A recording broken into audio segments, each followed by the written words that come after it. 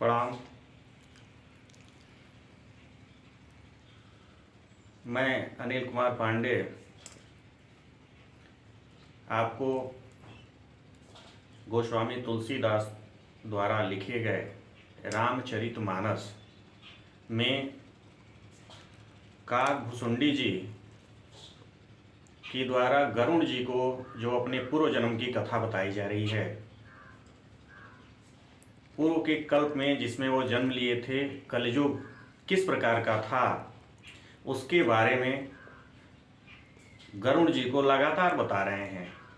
हम लोगों ने कुछ पढ़ा था और अब आगे की शुरुआत करते हैं। हम लोगों ने पढ़ा था कि हरई शिष्य धन शोक न हरई, सो गुरु घोर नरकमह परई, मातु पिता बालकहि बुलावहि, उदर भरे सोई धर्म सिखावहि। जिस कलयुग को उन्होंने देखा था, वे बताते हैं कि उस कलयुग में ये हालत हो गई थी कि गुरु शिष्य के संबंध बड़े विचित्र से थे। गुरु शिष्य का धन तो लेता था, लेकिन उसकी उस अज्ञान को, उस शोक को दूर नहीं कर पाता था। उस संबंध में चौपाई रही है, जिसका अर्थ आपने देखा है। अब इसके आगे की शुरुआत करते हैं। क्या कहते हैं? ब्रह्म ज्ञान बिनु नारी नर, कहहि न दूसरी बात, कौड़ी लाग लोभ वश, करहि विप्र गुरु घात। कहते हैं कि जितने भी स्त्री पुरुष थे, सभी ब्रह्म ज्ञान के सिवा दूसरी कोई बात ही नहीं करते। जब बात करते हैं तो ब्रह्म ज्ञान की ही बात करते हैं, लेकिन लोभवश कौड़ियों के लिए, कौड़ियों से तात्पर्य है कि बहुत थोड़े से धन के लिए, कौड़ियों से मतलब बहुत बड़े धन से नहीं है, बहुत थोड़े से ही धन के लिए ब्राह्मण और गुरु की हत्या तक कर डालते हैं। बहुत थोड़े से बात करेंगे ब्रह्म ज्ञान की, लेकिन अगर थोड़ा सा लालच उनको मिल जाए, थोड़े से धन का लालच मिल जाए, तो ब्राह्मणों की, उनके जो गुरु हैं, उनकी हत्या तक कर डालते हैं। ये कलयुग का दुष्प्रभाव उन्होंने देखा था। आगे कहते हैं, बादहि शूद्र द्विजह सन, हम तुम ते कछु घाट, जानहि ब्रह्मा सो विप्रवर, आंख देखावहि डार। उस कलयुग में उन्होंने देखा था, शूद्र ब्राह्मणों से विवाद करते हैं। इसको ये समझा जाए कि जो अज्ञानी हैं, वे जो कुछ ज्ञान के भंडार पुंज लोग हैं, उनसे विवाद करते हैं। किस बात का विवाद करते हैं? कि क्या हम तुमसे कम हैं? किसमें कम हैं? अच्छा पहनावा है, अच्छा खाना है, किस चीज में हम तुमसे कम हैं? जो ब्रह्मा को जानता है वही श्रेष्ठ ब्राह्मण है, ऐसा कहकर उन्हें डांटते हैं, आंख दिखाते हैं। कहते हैं, किस बात के ब्राह्मण? क्या तुम ब्रह्मा को जानते हो? ब्रह्मा को जानने वाला ही ब्राह्मण श्रेष्ठ ब्राह्मण है, ऐसा कह कह करके उनको आंख दिखाते हैं। इन्होंने उस जन्म में, उस कलयुग में ऐसा देखा था। आगे बता रहे हैं, पर त्रिय लंपट कपट सयाने, मुंह द्रोह ममता लपटाने, तेई अभेदवादी ज्ञानी नर, देखा मैं चरित्र कलयुग कर। क्या कलयुग का चरित्र उन्होंने देखा? कि जो पराई स्त्रियों में आसक्त है, अपनी में नहीं, अपने जो उसकी धर्म पत्नी है उससे अलग जो दूसरी स्त्रियों में आसक्त है, यानी उनसे प्रेम करने वाला है, कपट करने में चतुर। कपट का मतलब आप समझते हैं, कपट का ये मतलब है कि फरेब करके, जो सत्य है उससे अलग हट करके कपट करने में जो चतुर है, मोह द्रोह और ममता में लिपटे हुए है। मोह द्रोह और ममता, मोह द्रोह माने किसी का भी विरोध कर देना है, और ममता में लिपटे हुए है लोग हैं जो, वे ही मनुष्य अभेदवादी। अभेदवादी का मतलब है ब्रह्मा और जीव को एक बताने वाले। वे अभेदवादी हैं वही इस तरह का ज्ञान देते हैं। और उस कलयुग में इस तरह की बातें बहुत बहुत इस तरह की और भी बहुत से बातें देखने को मिलती है, ऐसा काकभुसुंडी जी गरुड़ जी को बता रहे हैं। आगे क्या लिखते हैं, आप गए अरु तिन्हु घालहि, जे कहूँ सत मार्ग प्रतिपालहि, कल्प कल्प भर एक एक नरका, परहि जे दोषहि श्रुति कन तरका। वे स्वयं तो नष्ट हुए ही रहते हैं। ऐसे लोग जो अभी बताया गया उस तरह का आचरण करने वाले लोग, वे स्वयं तो नष्ट हुए ही रहते हैं।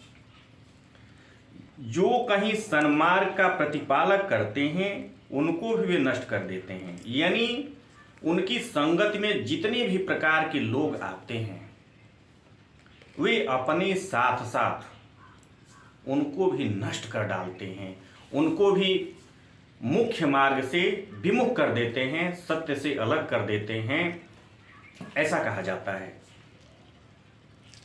वे लोग कल्प कल्प भर, उनके साथ होता क्या है, वे लोग कल्प कल्प भर एक एक नरक में पड़े रहते हैं। अगर इस तरह के आचरण करने वाले लोग हैं जिनके बारे में कहा जाता है कि वे कल्प कल्प भर घोर नरक में पड़े रहते हैं। कल्प का मतलब जिसमें एक बार सारे योग आ जाएं उसे कल्प कहते हैं। वैसे इतने इतने दिन तक घोर नरक में पड़ते हैं। आगे गोसाई जी लिखते हैं, जे बरनाधम तेल कुम्हारा, स्वपच किरात कोल कलवारा, नारी मोई गृह संपत्ति नासी, मूढ़ मुड़ाई हो ही सन्यासी। आपने देखा अभी बड़ी चर्चा में ये पूरा दोहा रहा है। लिखते हैं कि उस कलयुग में, मैं बार बार इस बात को इसलिए कह रहा हूं कि इसका अर्थ वर्तमान से न लगाया जाए। जिस कलयुग में काकभुसुंडी जी ने पूर्व के कल्प में जन्म लिया था, वे अपनी स्मृति में उस पूर्व जन्म की कथा बता रहे हैं कि कैसा होता था। तेली कुम्हार, चांडाल, भील, कोल और कलवार आदि जो वर्ण में नीचे हैं, वे वर्ण धर्म की बात करते हैं। वे जो वर्ण में नीचे हैं, स्त्री के मर जाने पर अथवा घर की संपत्ति नष्ट हो जाने पर सिर मुड़ाकर सन्यासी हो जाते हैं। अगर वे सीधे सीधे, इसका अर्थ ये भी लगाया जाता है कि अगर उनको सन्यास लेना है तो सन्यास की जो प्रक्रिया है उसके तहत नहीं करते, कुछ विषम परिस्थितियां आ जाने पर वे सन्यासी बन जाते हैं और कारण जो है वो अंधकार में छिपा रहता है। आगे लिखते हैं, ते विप्रह सन आप पूजावहीं, उभय लोक निज हाथ न सावहीं। सन्यासी बनने के बाद वे लोग करते क्या हैं, उस पर ये अगली चौपाई है। ते विप्रह सन आप पूजावहीं, उभय लोक निज हाथ न सावहीं। विप्र निरक्षर लोलुप कामी, निराचार सठ विशद स्वामी। वृषली स्वामी। वे अपने को, कौन, जो लोग सन्यासी बने हैं वे लोग अपने आप को ब्राह्मणों से पुजवाते हैं। वे कहते हैं मैं सन्यासी हूं, मैं सन्यासी हूं, इसलिए ब्राह्मणों को भी हमारी पूजा करनी है। वे ब्राह्मणों से अपने आप को पुजवाते हैं और इसका दुष्परिणाम क्या होता है कि काकभुसुंडी जी कहते हैं कि वे अपने ही दोनों हाथों से, अपने ही दोनों हाथों से अपने दोनों लोक नष्ट करते हैं। लोक परलोक जो यहाँ है, यहाँ दुष्परिणाम उनको मिलता है और परलोक के लिए भी अपने नुकसान का रास्ता स्वयं बना लेते हैं।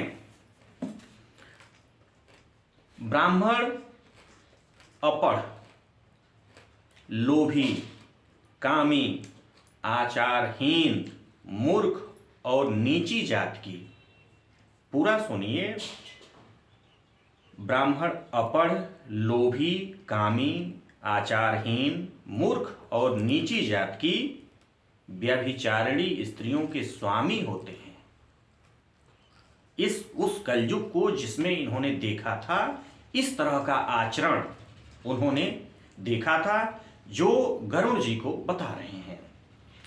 आगे गोसाई जी ने लिखा है, शूद्र करहि जप तप व्रत नाना, बैठ बरासन कहि पुराना। सब नर कल्पित करहि अचारा, जाय न बरनी अनीति अपारा। क्या हो रहा था कि शूद्र अनेकों प्रकार के जप तप व्रत करते थे और ऊंचे आसनों पर बैठ करके, ऊंचे आसनों पर बैठ करके, ऊंचे मतलब पूजनीय आसनों पर बैठ करके, ऊंचे आसन का मतलब ऊंचाई से नहीं है, वे आसन वे स्थान जो पूजनीय हैं उन आसनों पर बैठ करके, जिसे व्यास गद्दी या इस तरह के और भी जो पूजनीय स्थान हैं उन स्थानों पर बैठ करके पुराण कहते हैं,